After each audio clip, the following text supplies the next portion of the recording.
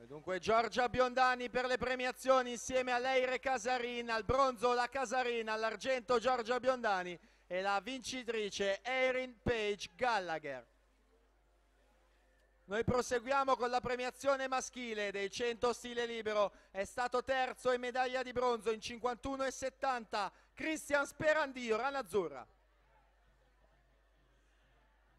Secondo e argento per il team Veneto in 51,44 Andrea Toniato. Primo posto e vincitore dei 100 stile libero maschili con il tempo di 51,14 per il Nottoli nuoto 74 Mattia Zuin.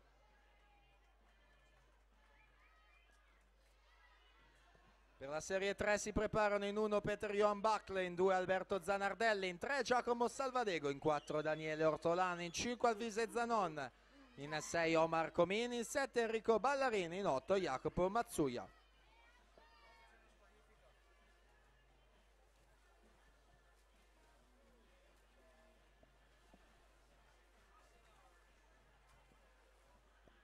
Mattia Furlan 1,14,70 per la quarta serie.